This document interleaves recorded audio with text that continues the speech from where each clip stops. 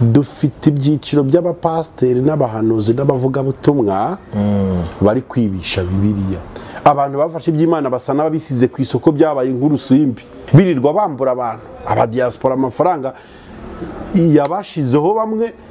Kubera iki? Ngo barasengerwa nk'ibitambo. Nanjye icyo gihe nuvuga ngo umurima wanjye mpinga, Imana nkorera niyo igomba kuzampemba. Ntabwo mpembesha ngo ngiye mu biciro n'ibi, ishobora kumpemba iciye mu zindi nzira. Ntabwo impemba ngiye nciye mu biciro byo gusaba abantu, ariko buri muntu wese akazi akora agomba kugahembera.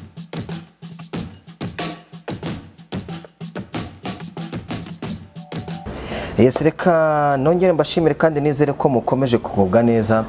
Nongeye kugusuhuza bitewe naho uherereye mu bihugu bigiye bitandukanye. Hano mu Rwanda ni 2 in 1, Amerika naho ni 2 in 1. Mwese ndabasuje kandi mpora mbifuriza ibyiza bituruka ku Mana. Shobora kuba ntangiye iki kiganiro utameze neza, ariko kubera ko Imana ariko iba yabishatse nyine nta kundi dushobora kuba twabihindura, ahubwo dushobora kubifata uko biri kandi ikintu cyose tugomba kucyakira. Sigamo metero kugira ngo iki cyorezo cya Covid tukirinde, kugira ngo bizagere mu kwa 12 tubasha kujya guserebura uko byari bisanzwe, ubundi ubuzima nabwo bubashe kugenda neza. Yes, rero kuri kamera za Yawe TV nkuko mubibona ndi kumwe n'umutumirwa, tugiye kuganira ku bintu byinshi bigiye bitandukanye. Ndaza guhamagara abantu benshi bagiye batandukanye. Ndaza guhamagara Pastor Yongwe numva ikintu bivuga ku kiganiro tugiye gukora. Ndahamagara na Pastor Claude numve nawe icyo abivugaho. N'umuriro uyu munsi byanze bikunze muraza gusobanukirwa. Uyu mubona bamwita Bikemu, abarizwa kuri televiziyo yitwa Nyigisha TV, ariko afite inyigisho amaze iminsi atanga gagaragaza kuntu abapasiteri batwibira mu ijambo ry'Imana cyangwa bagasambana bakoresheje za Bibiliya n'ibiki, bavuga ati mu izina rya Yesu ibiki n'ibiki. Ariko uyu munsi ndabizi biraza ku agiye kutuvira muzi n'umuzingo kubera iki yatangije icyo kintu, ndabimubaza ubundi aje kutubwira imirongo yiwe nyine bigiye bitandukanye. Reka muhe ikaze mu kiganiro. Ndishimye cyane kuba kuri Yawe TV dukora ivugabutumwa se cyangwa umurimo w'Imana. Rwose uragira uti n'umuriro. Reka nanjye mvuge ngo icyama Imana bari umuriro wa Pentecote, cyama bari umuriro w'umwuka uhindurira abantu kuri Kristo. Byaza kunshimisha uwo muriro ari wo uyoboye iki kiganiro. Amazina yawe ndari abantu batakuzi. Amazina yawe nitwa Bikorimana Emmanuel cyangwa se Bikemu mu mpina magambo. Ndi umukristo, nkora umurimo w'ivugabutumwa, ndi umucuranzi, ndi umuririmbyi wa gospel. Nkaba ndi n'umunyamakuru kuri Nyigisha TV mu biganiro bitandukanye. Ndi uwo mbiremera, ndacyari umusore. Uracyari umusore? Je suis encore jeune. Ufite fiancé? Fiancé se burase nta harugira ngo. Ako kubera iki bakoze b'Imana rimwe na rimwe mutinda gushaka no kugira isoni zo gutereta ngo hatagira umukobwa uvuga ati dore ba bandi. Oya. Iyo ni impamvu vumbuye se. Aya ntabwo ari yo mpamvu. Mbo inkono yose hira igihe. Kandi nta muntu ujya wirukansa isaha y'Imana, dore ko gushaka atari proje hubukira koko harabahutse ntibyabahira. Ako se buri Imana nitanga umugorera? Umugore se buri ari ibintu abantu bitiranya. Hari ugusengera umugore, hari no kumushaka. Sibyo? Usenga usaba Imana umugore ariko kumushaka niwe umushaka. Ushobora gusengera umugore ariko utamushaka ntumubone. Kandi Imana yumvisha icyifuzo cyawe. Mbo icyifuzo cyo kubana ko abantu babiri batandukanye badahuje ibitsina cyaturutse ku Mana. Kuko Imana irima Adamu iravuze atoya, iyi proje nsize hano si ngombwa ko yicara hawe yonyine. Ihita ivuga ati hari indi proposal nagira, si byiza ko umuntu aba wenyine. Rero ubu ngubu aho bigeze, umushinga wo gushaka Imana arawutangije, hasigaye naho abantu. Ni ngombwa se gukora ubukwe ko Imana ariyo yaporopoje abantu, ikazana umugabo ikazana n'umugore? Hari igiko kigize kiba icyifuzo cyo gukora ubukwe mu rusengero. Hari umuntu Imana yasezeranye. Icyifuzo cyo gukora ubukwe mu rusengero cyaturutse ku muhango w'idini, ntabwo cyaturutse ku Mana. Ariko ndashima Imana ko ari umuhango mwiza. Ni umuhango wera, byatumye n'abasengera mu ayo madini batabikorewe byitwa icyaha ku Mana kandi bitari icyaha. None se ubu ngiye mu murenge, ubundi ubukwe buba ku bana kw'abagiye kwinjira muri projet yo kujya mu rugo bituruka ku kintu kimwe gusa cyangwa bibiri, ni ukuba abo bantu bakundanye bakaba banagiranye kontra. Biriya bavuga ngo byo muri sevire ngo gusinya ngo ngewe imbere ya gitifu ndabyemeye n'imbere yo kwa pasiteri, iriya kontarasi ikomeye nk'iyanyu mwembi igihe mwari muri rya shyamba mwicaye muri kurya igisheke cyangwa muri kunywa amazi, ukavuga ati ndagukunda kuko ngukunda, bizagenda gutya, nzagukorera ibi, nzagira iki. That is the first contract abantu bagomba kubaha kuruta n'izo mu murenge n'izo mu rusengero. Hari abantu bajya bavuga ngo uno muntu ngo ndamutaye ngo kuko n'ubundi ngo nta cyaha imbere y'Imana ngo ndi nkoze divorce ngo ntitwigeze ngo dusezerana. Baribeshya cyane, bafite umuvumo n'icyaha nimba ariyo ngingo bibwira ko ibarengera, kuko kontara ikomeye yo kubana kw'abantu babiri niyo bagira na bombi, nta wundi muntu uhari. Ni nayo ishobora kubazirika ku Mana cyangwa kubazitura, ahubwo kugira ngo usubire kwa padiri gusesa amasezerano cyangwa ku murenge, ahubwo wagenda ukamubwira ati nkuraho cya kintu wanziritseho cya kontra, njye nawe n'ubundi twari twaravuze ko tuzabana bigenze gutya, ariko bivuguruza nyaboneka Imana itazamana ko ngiye gukora divorce. Ukamubwira ati sheri, kubana kwanjye ndabona bitakishobotse, narakubwiye ko tuzabana imyaka 10 none ndabihinduye, ndanakubaho igendo ryo gushaka undi. Ibyo nge nibyo nakwemera kuruta ibyo kujya mu madini. Ikibazo cya nyuma nk'umuvugabutumwa ngiye kukubaza ni ikibazo maze iminsi nibaza, ko bavuga ngo Bikira Mariya ngo yabyaye Yesu, ako nagatangiye ubona ngo turatangira ikiganiro, ko bavuga ngo Bikira Mariya yabyaye Yesu yari isugi, yamubyaye ate? Yarabazwe?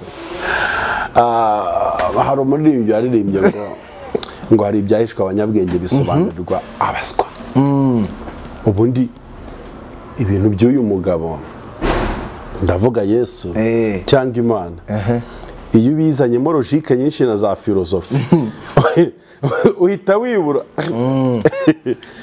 Twebwe abana b'abantu tuzi ko kugira ngo ubyare utera inda nibyo hame, intanga ngore n'intanga ngabo bigakubitana bigahura, niwe uhita kubona umwana, ni nabwo yirema. Ariko mu Mana habamo formule nyinshi ikoramo abantu ku buryo ushatse kumva iby'Imana ubiheshejwe n'ubwenge bwawe uribura.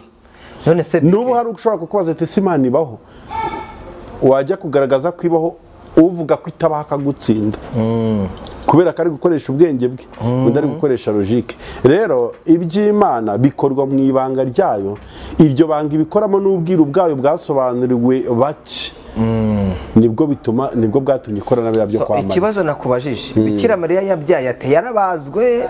Wenda nkawe ubuzi byinshi kundusha, hari n'abantu bafite icyo kibazo. Nimba bavuga ko umugabo ariko abantu bose ntibabyara babazwe no mu buzima busanzwe. Noneho se ko nimba yari isugi umwana yaciye? Ese ubundi busanzwe uzaho umwana aca mu buzima busanzwe yaciyeho abandi baca. Yes, reka twinjire kuri topic yacu y'uyu munsi. Umaze iminsi ugaragaza ngo uko umupasiteri biba bakoresheje ijambo ry'Imana. So icyo gitekerezamo cyakujemo gute, cyangwa n'umuhamagaro n'ubundi Imana yarwaye ugomba kugaragariza abantu? Nagize igitekerezo kubw'impamvu ebyiri. Cya mbere n'ubutumwa Imana ishaka ko ngeza ku bantu bayo.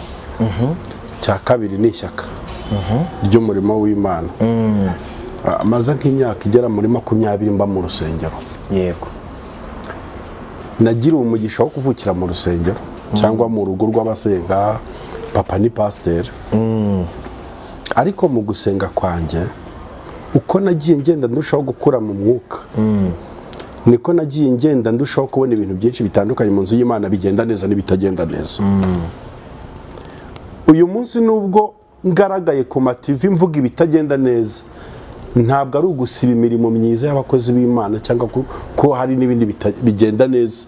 Nubwo ndi kuvuga ibitagenda neza mu nsengero, ndetse ibigenda neza nibyo byinshi, ariko hari ibiri gutokoza ibyiza ku buryo abantu batabaye maso bayoboka Satani kandi bicaye mu nsengero bita za Yesu Kristo. Hari ibintu narebye cyangwa se maze iminsi mbona bigiye bitandukanye nkurikije n'ubuhamya bw'abantu tuba twakira buri munsi. dufite ibyiciro by'abapasiteri n'abahanuzi n'abavugabutumwa bari kwibisha Bibiliya. Ubundi ivugabutumwa ryose ryagakwiye kuba ryerekeza ku guhindurira abantu kuri Kristo. Umuntu wese uvuga ko akorera Imana agiye kuvuga ubutumwa bwiza bw'ukuri bubohora. Ivugabutumwa rye ryose n'umurimo akora yagakwiye kuoriyanta ku guhindurira abantu kuba bigishwa ba Yesu Kristo. Ariko umva ikibazo gikomeye kiriho rero. Yego. Abapasiteri bo mu madini agiye atandukanye bamwe na bamwe bafite ishyaka ryo kwigisha abantu ngo babahindurire kuba abayoboke babo kuruta kubashyira Yesu. Bityo ibyo bintu bikaba bidindiza umurimo w'Imana ndetse n'abakristo kubera kwigishwa nabi. Ugasanga baragenda barasenga abashumba babo cyangwa barasenga Imana mu kigare, ntibigeze bihurira n'Imana direct. Yesu yaravuze ngo ni njye nzira y'ukuri n'ubugingo, nta muntu ujya kwa data nagize ute ntamujyanye. Ndikugura amayinite hano naguciye mu ijambo kugira ngo tugira ngo naguciye amazi kugira ngo nze kubasha guhamagara aba bantu kugira ngo dukore discussion y'ibi bintu uvuga, kuko hari warabivuze. Yego. Bajya bacumuka ni mu Kinyarwanda ngo zitukamo nkuru, zitukwamo nkuru.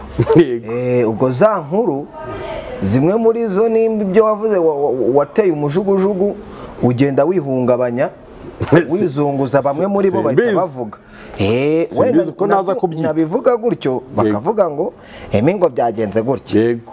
Kuko ndashaka guhamagara Claude nkamubaze se ko BKM yavuze gutya ugahita ujya hari ukavuga bino na bino nawe yarakuvugaga cyangwa urahamanya nawe? Sinzi neza niba naravuze Claude mu bintu navuze, ariko nzi ko ibyo navuze hari ababikora. Ariko yaragushubije. Sinzi impamvu yansubije, sinari nasabye ko bansubiza. Rero niyo mpamvu ubu ndi kugura ku kintu kijyanye n'amayinite kugira ngo aba ahagije, kuko ndabizi Claude nimuhamagara birafata undi munsi. We komeza ugura amayinite nta kibazo, nsobanura icyo nasobanuraga. Navugaga ngo ijambo ry'Imana avuga ngo ni njye nzira y'ukuri n'ubugingo, nta muntu n'umwe ujya kwa data atari njye umujyanye. Nushaka kugera ku Mana uciye ku wundi muntu utari Kristo ntuzashyika cyane, kuko inzira ni Yesu. Abantu benshi rero batandukanye mu madini bayobotse abashumba babo kuyoboka Kristo. Kizakubwira ko umukristo asenga kubw'umushumba we, nuko ayo matorero uzayabona igihe umushumba wabo apfuye. Abantu bagwa mu byaha, barigumura, babivamo. Iyo umushumba dahari yagize nka misiyo, urusengero rwasengeragamo abantu igihe umusanga rurimo abantu 300. Kubera iki? Abantu bakurikiye abantu kuruta gukurikira Kristo. Abantu bafashe Bibiliya bayisoma bayicuritse, bahera mu byahishuwe bari guhera mu itangiriro. Abantu bafashe iby'Imana basa n'ababisize ku isoko byabaye nk'urusimbi. Hari umugisha w'Imana Bibiliya yemerera abantu b'Imana bayikoreye by'ukuri ugomba kubajyaho. Mu Gutegeka kwa 2 ibice 28 aravuga ngo nugira umwete wo kumvira Uwiteka Imana yawe nuwo kwitondera amategeko ngo utegeke uyu munsi, Uwiteka Imana bizagusumbisha amahanga yose kandi imigisha yose izakuzaho. Kimwe mu nyungu tugira mu kubaha Imana nuko dukira, tubona n'amafaranga, tunabyara, tukororoka, tugatunga, tugatunganirwa. Iyo ni imigisha y'abera bo bashya Imana. Hari abantu rero usanga bajya kurekera mu burenganzira badafite. Umuntu akaba aho ngaho yirirwa mu byaha kandi ngo ni umukozi w'Imana. Erega ngiye gituma ngaruka kwa pastor cyane n'abapotre n'ababishop no kubera ari amatitire bafite. Ari amatitire bafite, umuntu naza akagusuhuza akakubwira ngo ni pastor, mu mutima wawe utawumva ikintu cyo kwizera kuhuye n'umukozi w'Imana. Ukumva navuga ati rero nago bikimba simbizi, ukumva napfukama nukora akagusenya kubera ko izina pastor riraryoshye, ni izina ry'uburuhukiro. None nimba abantu bari kurifata bakaryitwa bakajya gusambanya abakobwa, bakajya kwiba, agasohoka mu kiganiro kuri YouTube ahitira mu kabenzi no muri za Skol no mu nzoga, iryo zina rigomba kubahwa. Ni izina ryo kudakinisha. Ari ryo shyaka mfite n'impamvu nahagurukanye izi message. Nimba abantu biyo bananiye nibamburwa ayo mazina bitwa ibindi bintu, cyangwa se amadini bafatira ingamba, kuko nimba hari umubare w'ababoneka bazwi ntabwo twakomeza kubirebera ko abantu bakomeza kuvogera umurimo w'Imana birirwa bambura abantu abadiaspora amafaranga yabashizeho bamwe kubera iki ngo barasengerwa ngo ibitambo ngo niba urwaye diyabete uratanga miliyoni 5 ku mukozi w'Imana kugira ngo usengere kandi yabuze n'igihumbi cy'amayero cyo gushyira wenda dogiteri ngo amuvure none ageze mu Mana agira ngo araruhuka none bamuhaye fagitire. Yesu ntabwo yakiza agakiza ku isoko ngo tukagurishe. So ikibazo nakubaza kubera iki iyi nkubiri iri mu bakozi b'Imana b'abapasiteri abita abapasiteri kuki bitari mu bapadiri n'abamasera kandi bose bakorera Imana? Erega buriya amadini ya kirokore ntabwo azi no guhisha ibanga ry'ibintu byabo, baravuga gusa kubera ko bahora kuri social media bituma n'ibintu byabo bimenyekana vuba. None se kuhora ubona kuri za YouTube na social media ngo ADPR sibyo habaye iki, uyu yakuweho byagenze gutya, no mu yandi madini bibamo no kuri kose barabeguza barabeguza nabo bibamo. Ariko twe ibyacu ntibasha kwihisha, urumva kubera iki bahora muri social media buri kanya bivuga ngo n'akantu kose gakozwe gahita kamenyekana. Ariko n'abandi bagira amakosa, si idini rimwe rigira amakosa, n'abandi benshi bagira amakosa agiye atandukanye. Kuki abapadiri kandi ko bavuga ijambo ry'Imana abamasera nabo nuko nguko kubera iki batari mu bintu by'amasosho media ngo bavuga ubwo butumwa bwiza? Se bo baba baraguyera? No, nkeka ko buri torero ryose rigira discipline. Burya hari n'abantu usanga batemera ibintu byo kujya kuri YouTube ku masosho media kugira gute, ariko n'abajya kuri social media si bibi, ni nabyiza n'inzira Imana yo gutambutsa ubutumwa bwiza, kuko yaba itorero ryanjye ryambuzaga kujya kuri social media wenda uretse ko wenda nkora n'umwuga w'itangazamakuru byemerewe n'amategeko, ariko ubundi hari amadini atemerera abantu kuba baza kuri social media gutya, ahari biterwa na discipline z'amadini agiye atandukanye. Yes, muri introduction of ibintu 10 biranga abapasiteri cyangwa se abantu babeshya sireka. Ni ibintu 10 biranga abajura bibisha Bibiliya. Tugiye kujya tuvuga kimwe ku kindi, nitugera kuri 5 ndahamagara Pastor Claude niwe ndi bubanze kubaza, noneho utubwire ibyo bintu 10 ni ibihe biranga abantu bibisha Bibiliya. Ubundi icyambere urabona Emi ushobora kuba ufite nk'ikibazo mu muryango wanyu gikomeye kimaze imyaka, wenda nk'urugero abasore b'iwanyu bose babakomokaho batabyara, urumva iyo niyo ni karande, ni ikintu cyabakurikiranye. Ntukareba nk'umukozi w'Imana abwiriza kuri YouTube kumva aragukuruye, hari ukuntu umuntu avuga Imana neza sha kumva arakuzanye, kumva wamuha n'itura atari gusabye. Yego, ni ukuri kose. Wowe se umuntu ntagukorera akantu keza niyo yaba ari umukomediye ukavuga ati wow, ugakora umufuko ukamuha 5. Yego, ntibijya bikubaho cyane. Hari n'ukuntu umupasiteri azakigisha kuri YouTube ukumva urafashijwe, okay gura telefone kabisa pastor, nkurikije ukuntu nkubona inyigisho umaze gutanga n'ikiganiro umaze gukora nkwizereyemo ndumva wansengera. Mu bintu bya mbere bibaranga iyo mukivugana abanza kukwiga, dore ibintu 3 abashaka kukumenyaho: amazina yawe naho ukomoka, ikibazo ufite na inikamu yawe uko winjiza. Noneho wongeye ubu rero irivuga butumwa tugiye kunyemerera, tugiye gukina ikinamico nje nawe, wowe ugiye kumpamagara nk'umuntu wambonye kuri YouTube mbwiriza, umbwire ikibazo ufite, nkubwire nanjye icyo nguca. Ubu ngiye kuvugana na Emi, ashobora kuba ari muri Australia cyangwa ari muri Amerika, ugiye kumpamagara dukina ako gakino bajya bakina, twagiye. Ubwo naguhamagaye. Allo pastor, uraho neza nshuti yanjye? Muraho, Yesu ashimwe. Ndumva uzi Yesu sha, Yesu ahimbazwa. Amakuru amakuru ni meza. Nabonye ikiganiro cyawe kuri YouTube numva ndagukunze, numva uri kuvuga Imana cyane kandi nanjye mfite ibibazo byinshi bya karande. Karande niba hari ikintu Imana ikuraho byihuse ni karande. Mbonye Imana inkoresha, yankoresheje ndi Cyangugu, yankoresheje ndi ku Kibuye, nagiye nejo bundi muri South Africa nsengera abantu 10 barabohoka, nejo bundi nari ngiye kujya muri Amerika nubwo nabuze visa ariko nabasengeye online barabohoka. Ati ese uherereye hedi witwa nde? Nitwa Emi, mba muri Australia. Wow, uba muri Australia.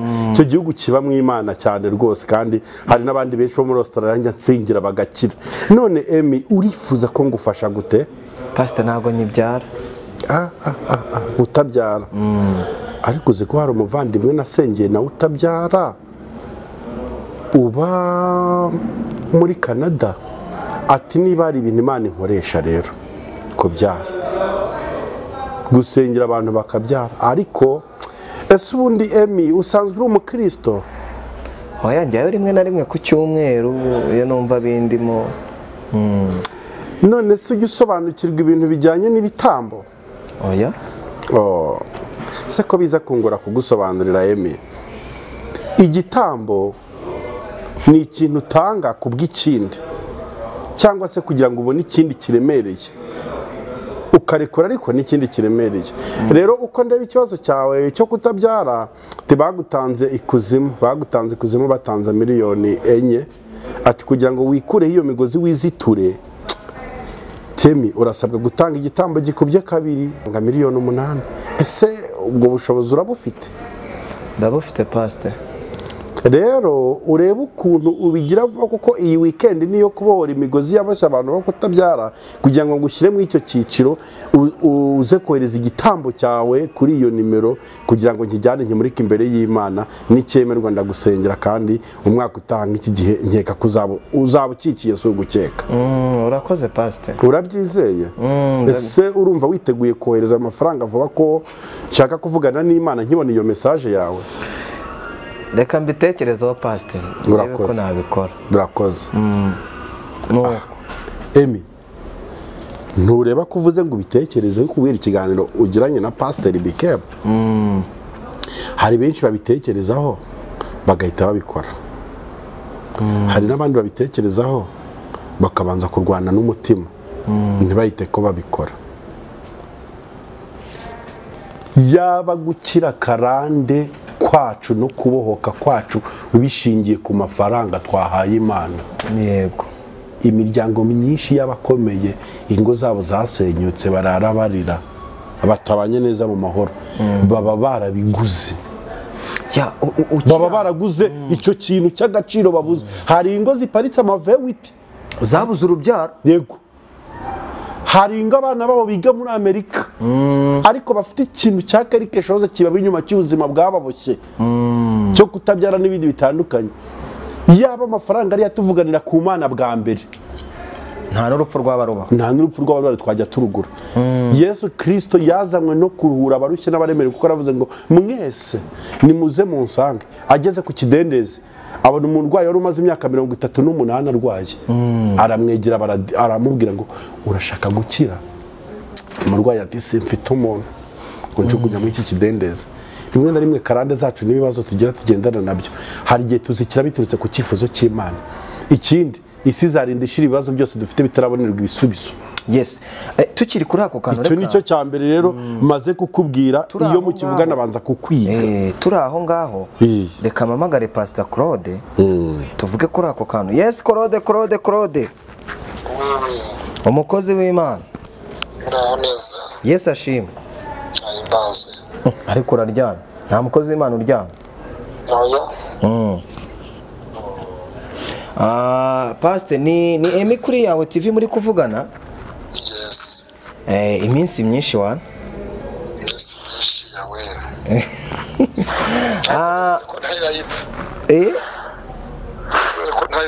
Uri live rwose, amavuta urayuzuye.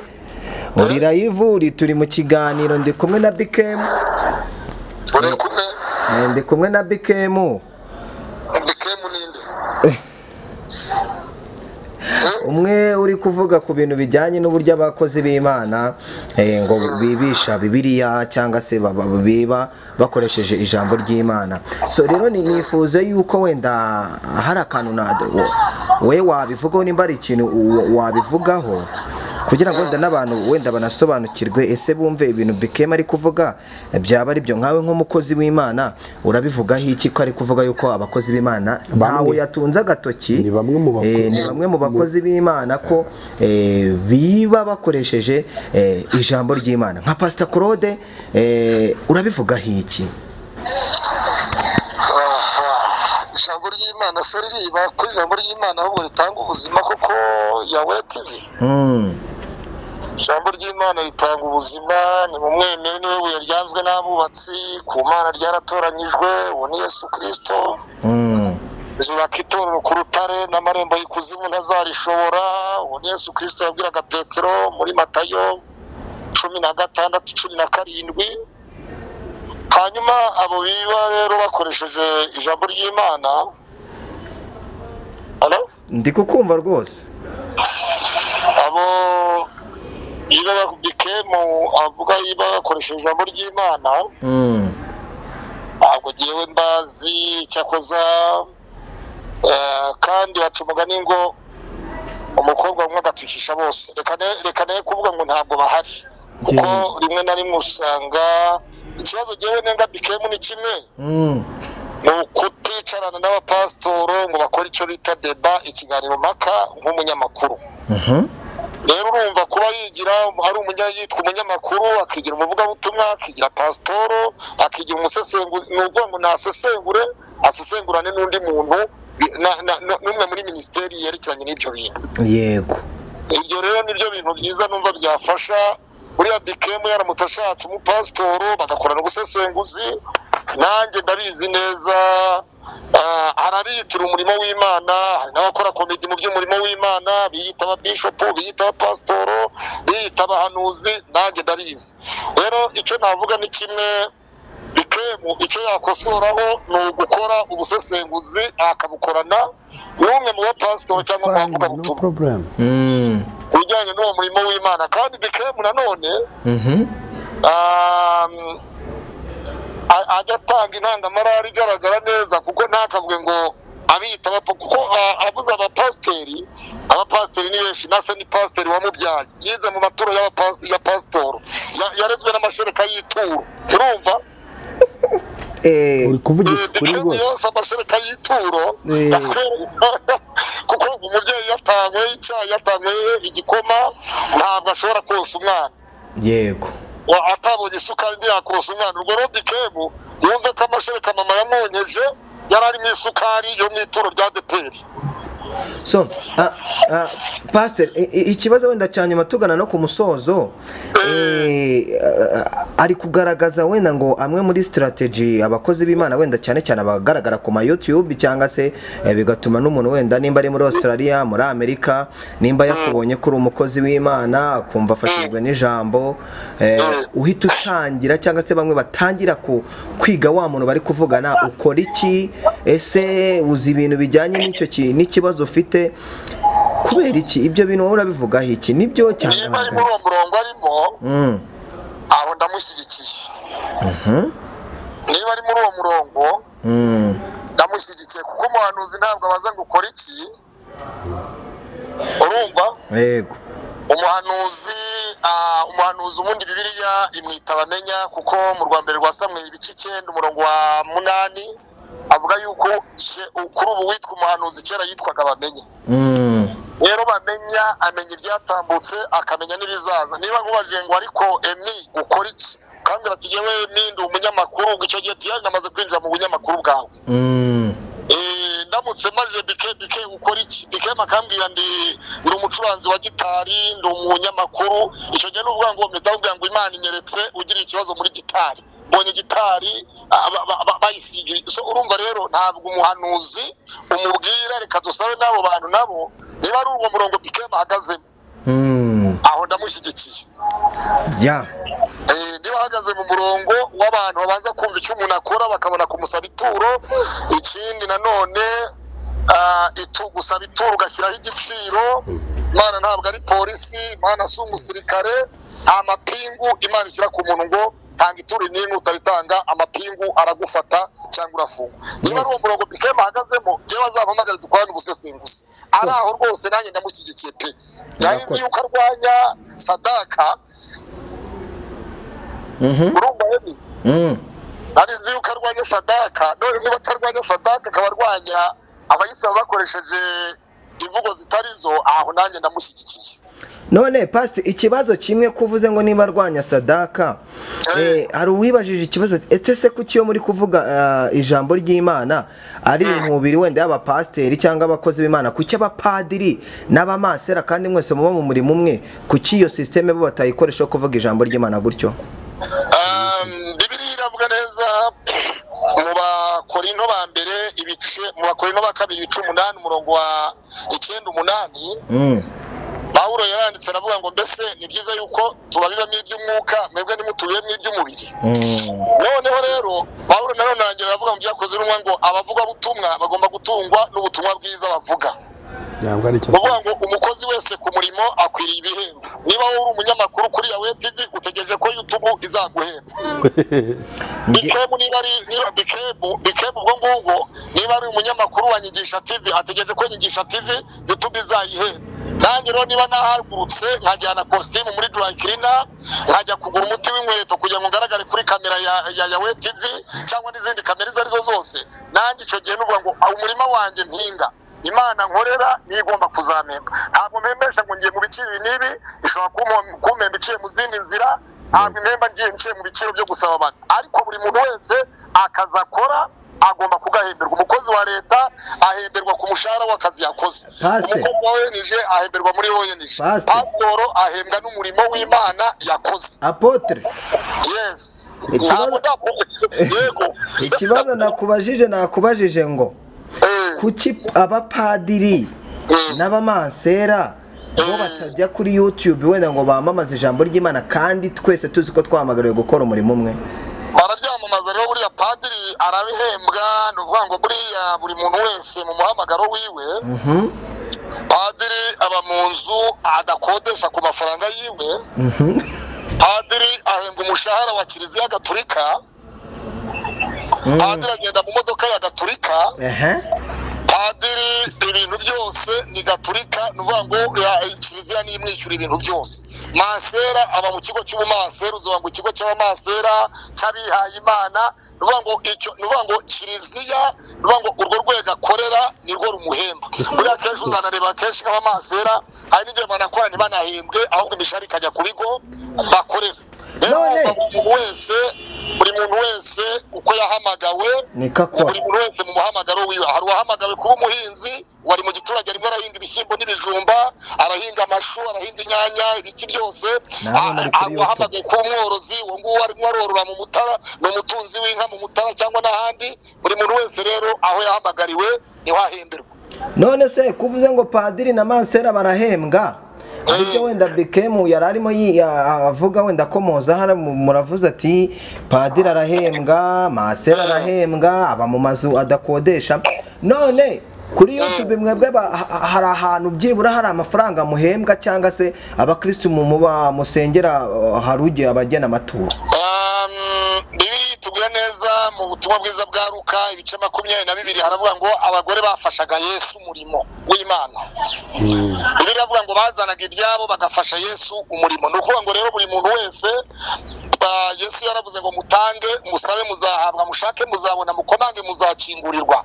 Urugero rwiza ruringaniye, uko utanga nawe ndi kusubirizwamo. Ariko ngo jewe icyo nashyigikira, ntabwo nshyigikiye umuntu uvuga ngo mbese ukora iki kugira ngo namara kumenya ibyo akora none narangiza yita umuhanuzi. Oya, mubwire iby'Imana yakweretse, akubwira nibyo cyangwa ntabwo ari byo. Ariko nutangira kubaza ngo yema akora iki, akakubwira ko ari umunyamakuru, nuvuga ngo icyo gihe nuvuga ngo ubuhanuzi bwapfuye. Ahubwo icyo gihe ugiye kwinjira mu buzima bwe kugira ngo utangire umwesikoroke, babyita kwihesha ikintu cyundi ukoresheje uburiganya. Reka tugite uburiganya mu Kinyarwanda. Yes pastor, rero reka ikibazo cya nyuma wenda ngana ku musozo, tunagane ku musozo dukomeze ikiganiro na BKM, wenda mamagare n'abandi bakozi b'Imana bagiye batandukanye twumva icyo bakivugaho. Yego. none aho ntabwo abantu bahita bavuga ngo nimba uvuze ngo padiri na masera bishyurirwa na kiliziya amazu yabo bagaburirwa na kiliziya, none ubwo abantu ntibavuga ati aho iyi kovide ntitumye abapasiteri bagira inzara nabo bakajya gushaka imibereho kuri YouTube bitewe n'abantu bitewe n'aho baherereye? urakoze cyane Emi, ibintu bya YouTube bya covid namwe mwese abanyamakuru hafi hamwe ngo sinzi igihe watangiriye yawe TV ntabwo mbizi, ariko nitwinjira mu biyita abanyamakuru hafi ya bose ba YouTube binjiye mu bya YouTube muri covid, rubango muri iki gihe cya covid, kuva covid yatangira niho benshi natangiye kugira mbabona nanjye. Gusa Bibiliya avuga ngo ubutumwa bwiza bwami buzigishwa mu isi yose, ubu buhamya bwo guhamiriza amahanga yose nibwo imperuka izahera ku isi. YouTube ntabwo ari icyaha, kuyivugiraho si icyaha, ahubwo icyaha ni ukuyikoreraho amabi, ni ukuyikoraho ibitakabaye bikorwa, ni ukuyivugiraho ibitakabaye bivugwa n'umuntu Kristo, ni ukuyibiraho. Kwiba nicyo cyaha, ariko guhabwa ntabwo ari icyaha. Niba umuntu aguhaye ku bushake bwiwe nta gahato wamushyizeho, nta biciro mwamuhaye, kuko ntabwo murimo muragura ikiro cy'ibishyimbo, ntabwo murimo muragura umufuka wa sima, ntabwo mugura isambu. Rero umuntu niba avuze ati ariko uyu mukozi w'Imana waransengeye numva ndafashijwe cyangwa afashweho n'umwuka wera, ndumva hari ikintu nagufasha, ndumva hari ikintu naguha, ibyo ntabwo ari icyaha, kuko gukorera Imana n'ubundi none se mwisi Imana gutanga byatangijwe n'Imana. Yohana, ubutumwa bwiza bwa Yohana 3:16, kuko Imana yakunze abari mu isi cyane byatumye itanga umwana we w'ikinege kugira ngo umwizera wese atarimbuka ahubwo ahabwe ubugingo buhoraho. Rero Emi, urumva ko gutanga byatangijwe n'Imana. Niba Imana yaratanze umwana wayo ngo apfire abantu, no gutanga k'umuntu, gutanga ku byo atunze ntabwo ari icyaha, ariko gusaba ku ngufu, kugaragaza ibiciro nkaho urimo uragura n'umuntu, yewe nibyo ntemera. Ariko gutanga ituro ry'ishimwe rya gihanuzi cyangwa se ku by'Imana yagukoreye ntabwo ari icyaha. Gushimira umuntu ku by'Imana yamukoresheje ntabwo ari icyaha. Pastor, urakoze cyane, urakoze, Imana iguhe umugisha. Nawe urakoze, tuwusange inshuti y'umusaraba na BKM. Rero BKM ategura ikiganiro gihe tuzicara ni mu gihe na BKM. Sawa. Kuko ndumva atangiye kuza neza. Umurongo ndumva atangiye kuwuhagarara hafi atawurenga. Sawa. Asante sana, abarikiwe na mwambi, abarikiwe na yeye. Na wewe pia. Muhabwe umugisha w'Imana. Uremewe. Asante sana. Ati nturenga umurongo. Mbese eba ni ku nkombe. Nturenga umurongo. Urumva ibyo Korode akubwiye. Aravuga ati padiri na masera barahembwa. Yego. Bishatse kuvuga yuko hari abandi nabo bari kwishakira indi mibereho. Erega hari n'akantu wenda nshaka gusobanura, ariko wenda nshobora kuzakavugaho muri part 2 y'ikiganiro nzaguha. Ntabwo amafaranga ahabwa abakozi b'Imana mu nsengero ubundi ntabwo yagakwiye kurikwa umushahara mu Mana. Nta kiguzi na kimwe wabona uhemba umuntu wakoreye Imana. Gute? Biriya bintu by'ukuntu amadini yise ari amafaranga umushahara nibyo byaganduye abapasiteri, ku buryo ubu ngubu usanga umupasiteri ashobora no gutanga miliyoni kugira ngo agure umwanya wa titre runaka. Kubera iki? Azi inyungu iri ku iyo titre n'umushahara azahabwa namara kugera ku urwo rwego. Biriya byagakwiye kwitwa ibintu bibafasha gukora umurimo w'Imana, hagashimwa. Ariko kubera ko amadini yabyise sarere, byatumye abantu cyangwa se bamwe mu bapasiteri iyi myanya bayirwanira. Kandi ubundi umuntu yagakwiye kuba pasiteri runaka cyangwa kuba afite inshingano runaka kubera ko ari umuhamagaro w'Imana.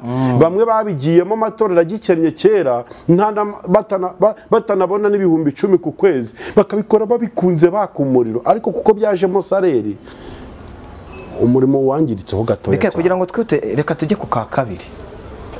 Ku ya kabiri ni ya kabiri cyane ya gatatu. Okay, ndumva ari ya kabiri. Bakunda kurata. Turi ku bintu 10 biranga ibisambo byibisha Bibiliya. Bakunda kurata. Yego, bakunda kurata iby'Imana yabakoresheje. Hari ukuntu umuntu aba yarakoranye n'Imana shaho, ari umunyamwuka, ameze neza agaranye n'Imana, agasengera abantu bakazuka, akajya n'ahandi akavuga ati umwaka utanga iki gihe uzaba ukikiye bikaba. Kubera iki? Ariho favor y'Imana. noneho ibyo bintu akaba yarabikoresheje nko mu myaka 10 ishize akoze uko ari byo none iyo umuhamagaye aravuga ati ntiwumvishe ku musozi ku gasozi ka Rusororo umuntu wari uhatuye ati amateka ye ntuyazi burya n'ingihe wamuzuye donc bakunda kurata ibintu Imana bakoresheje bakiri bazima mu mwuka. Urakoze cyane. Noneho n'ubu basubiye mu ntege nkeya ukabona ari kubigira background akabigarura ngo Imana yankoresheje ibi ni muhumure namwe irabarengera. Mu Kinyarwanda bavuga ngo nari umugabo ntihabwe intebe. Ntabwo ihabwa intebe. Vuga iby'Imana iri kugukoresha aka kanya. Wivuga ibyo sur place.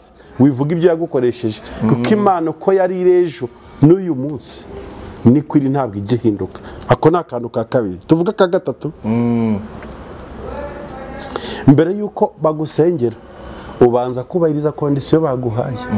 Kuko igituma ari ibisambo bikomeye nuko udashobora gusengerwa utaratanga ituro. Ntashobora kugusengera utaratanga ituro. None nkibaza ku muntu udafite iryo turo bamuciye ayo mafaranga bamwatsa afite ikibazo kandi agomba kuruhukira ku mugozi w'Imana azajugunywa. Ese Bibiliya iramujugunya uwo muntu? Yesu kandi yarivuye ngo ni njye uruhura abarushye n'abaremerewe mwese nimuze mu nsange ndabaruhura. Ni njye mugabo w'abapfakazi. None umupfakazi ufite ikibazo uguye kuwo mupasteri adafite 200 yamuciye. Ese arasubizwa inyuma ntasengerwa? Bakunda rero gushyiraho kondisiyo bakavuga ngo gira vuba ohereza ituro vuba tugusengere. Ese Imana ni nk'abapfumu ni nk'umwuka w'abapfumu. Ariko ndashima cyangwa se nimba nenga hari wavuze ati ibintu by'Imana n'ibyanga nzigira mu bapfumu. Ribera umupfumu ati Imana nidakomeza kunkoresha ibitangaza Imana ishobora gukora none cyangwa igakora ejo kandi ishatse ntiyakora. Imana ntabwo tuyishyira kuri tayimutebo ngo kora, ntabwo ari telecommande dufite tuyitungaho ngo gira gutya. Hari abantu nenga cyane ujye ubona ukabona nk'umupasiteri yateguye igiterane akavuga ati dufite igiterane cy'iminsi 3 ngo ni igiterane cy'ibitangaza, akavuga ati hazaba ari gukoreka ibitangaza kuri iyi tariki kugeza kuri iyi. Ntabwo Imana ari telecommande. Uri kuyiplaningira se nibaza mu icyo giterane babona ibitangaza uzavuga iki? Imana ikora mu gihe cyayo kandi ikora mu gihe ishakiye. Ntabwo igendera ku muntu kuri pressure y'umuntu. Ishatse irakubohora, ishatse ntikubohora. Ishatse irakuboha wari ubohotse. Uranagwa hari n'ibintu Imana hari ibyago biza ku muntu ari Imana ibyohereje. Yabikoze umugabo bita Yobu. Iravuga ati Satani ngo hayo Yobu ugenda umugerageza. Yobu aratonyoka arashya akajya yishimisha urujya mu bibembe. Umugore n'abana bimushiraho. Ikimana ari cunze n'ubugingo bwa Yobu umubiri ntacyo wari uvuze ku Mana. Erega rimwe na rimwe ino mibiri twambaye n'ukuri hari Imana itayitaho itanayikonsidera. Ibi bibazo tuvuga ngo twigirira igahora icunze kakantu k'ubugingo ko kadatokorwa. Iby'umubiri ati kabatera kareka kira kibiri se n'ubundi ko nazakireba ko kitazagera iwanjye. N'ukuri Imana ntabwo ikunda no kudiringa n'ibi bibazo cyane. Sibyo papa. Tuvuge uyu munsi turavuga bitanu no kugira ngo nabantu bagire n'amatsiko tubazumve n'ibindi bitanu n'ibindi bitanu kimwe nuko naranabidevelopye kuri Nyigisha TV. Uretse ko tuzazana tukabisubiramo kuko ndashaka ko tuzanakorana ikiganiro nyine ubwo ni part 2 kuri yawe TV nubwo kuri na Pastor Koroda hari wenda kuri Nyigisha ngeze nko kuri episode 5 zitandukanye ariko tuzakora n'ikindi kiganiro no cyiza kivuga ku bahanuzi, uruhare rw'abahanuzi mu gusenya ingo. Uzanyibutsa bari cyo tuzakora. Uyu munsi tugeze kuri kane. Ikintu kindi kibaranga bagira umwuka w'iterabwoba. Ashobora kuza kugusengera akagutegeka n'ibintu ukora. Yawe udafite tandazo yo kubikora avuga ati Imana irakwica tiragutsinda ati ngewe ndagusengera nkakuva umugapfa. Tekada nta muntu wavuma w'Imana itavumye. Nta muntu wavuma w'Imana igikiza amaboko yayo. Ariko se wowe uwitwa pastor da urajya mu nzoga buri kanya uvuye kubwiriza kuri YouTube. Urataha utahana umugore utari uwawe. Wowe ngo kuko witwa pastor usanze BKM cyangwa Emiwa yawe TV yifitiye iminsi 2 yo kwiyiriza ubusari gusenga Imana asengera ubugingo bwe ujye kumurataho ngo uvuye mu ibyo bintu nguraza kumuvuma bikunde. Ubwo so umuvumo wamfata. Imana ntabwo igira amarangamutima ntibakayitekereza nk'igira amarangamutima ngo bayikarikira. Araba pastor gabayica bajya bikangisha abantu turakuvuma twakuvuma twitwayeho nabi. Reka da wavuma gute umuntu Imana itavuye? Ariko se waba uri mu byaho byivurugutamo ukaza kuvuma umwana w'Imana gute Imana ifiteho ubutwara? Gatanu bagira ibyanditswe biba supporting. mu ntege nke zabo hari igihe uba uri umuntu uraho udasoma bibiliya shaho umuntu akaza akagukumveka ibintu akakubwira kumva gukubise n'icyanditswe akajya nko mu ndirimbo za Salomo ngo umukunzi wanjye ngo arerakeye mu maso akagisomera nk'umukobwa ati yo tuzi ko bya bintu bibiri nayo bivuga ukumva ari kugukarikira akareba mu nzandiko za Paulo mu ahana ari guhugura abagore b'abapfakazi akavuga ati nimba ukunze umugore murongore nta kibazo ngo gushyuha k'umubiri ngo ntabwo ari byiza ngo icyiza ngo nuko wamurongora biriya bintu Paulo yabivuze abwira abapfakazi akavuga ati si byiza kuba wenyine ubushyuhe butazagukoresha ibindi bibazo bigatuma usambana ahubwo gira umugabo umwe noneho umusore yagakora icyo cyane ko burya kurongorana byejejwe n'Imana dutahe tujye kurongorana abantu bose baba nta ntege nke buri gihe bagira ibyanditswe bigenda bibasapotinga mu ntege nke zabo wambwiye ngo ngeze kuri 5 birarangiye icyo cyari cya 5 numva naye ndimo ndyoherwa nuko iminota ibaye uri kumva ibintu bigomba guhinduka dufite abantu benshi cyane ngo basengewe batanze ibitambo ntibanakize reka dusoze gutya ndwaye diyabete ngahamagara umukozi w'Imana akanca miliyoni 2 noneho nijoro tubikorera mu Mana biburusimbi ndishuwa ko nzimuha ngakira nazimuha sinzi nimba nyumvise ikintu mvuze mbaye ndishuwa nukuri kose kwa nyiza diyabete nazimuha noneho ikimbabaza giteye agahinda nuko iyo bamaze kuyabaha n'ubundi ubuzima bwabo busigara uko bwari bumeze bike wenda dusoza mbabarira tukaraseho gutya ni igiki kiranga abapasiteri basenya abakozi b'Imana basenya ingo ako kantu tugakomoze basenya ingo ni gute zisenya pasiteri yaguhamagaye bitangira muri gusenga avuga ati dusenga n'Imana ndakubwira ko gato mu minota 2 n'umuntu werutse kubaho